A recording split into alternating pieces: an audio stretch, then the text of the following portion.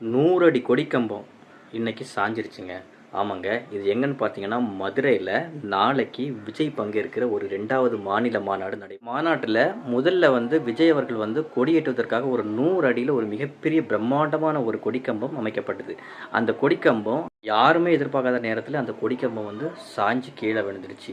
அதுவும் எங்க விழுந்துச்சுன்னா, ஒரு ரூ. 20,00,000 மதிப்புள்ள ஒரு இனோவா கார் மேலாடி விழுந்துச்சு. உண்மைய சொல்லப்போனா அந்த மனுஷன் ரொம்ப பாவங்க. அந்த காரோட ஓனரு ரொம்ப கண் கலங்கி நின்னாரு அந்த கார பார்த்து. இந்த விபத்த பொறுத்தவரைக்கும் யாருக்கும் எந்த விதமான உயிர் சேதம் இல்ல. இந்த சம்பவம் நடந்த உடனே தளபதி விஜய் அவர்கள் நிர்வாகிகளுக்கு கால் பண்ணி கேட்டிருக்காங்க. எதனால இந்த விஷயம் நடந்திருக்கு அப்படிங்கிறதையும் கேட்டு உறுதிப்படுத்தியிருக்காங்க. அதுவும் இல்லாம அனைவரும் பாதுகாப்போட வேலை செய்யுங்க அப்படிங்கிறதும் அறிவுறுத்தியிருக்காரு. ஸோ இந்த சம்பவம் எப்படி நடந்திருக்கு பார்த்தீங்கன்னா, அவ்வளோ 100 அடி டவர் கீழே சரியாக டைட் பண்ணாதனால தான் இந்த அசம்பாவிதம் நடந்திருக்கு அப்படிங்கிறது சொல்கிறாங்க. முதற்கட்ட தகவல் அறிக்கையில் சொல்லியிருக்காங்க.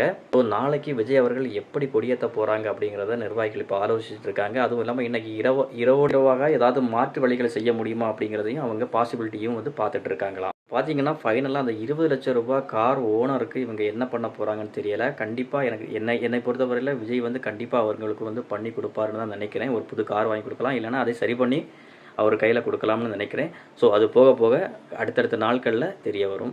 ஸோ நாளைக்கு நடைபெற இருக்கின்ற விஜயுடைய 2வது மாநில மாநாடு வெற்றி பெற என்னுடைய முழு வாழ்த்துக்கள்.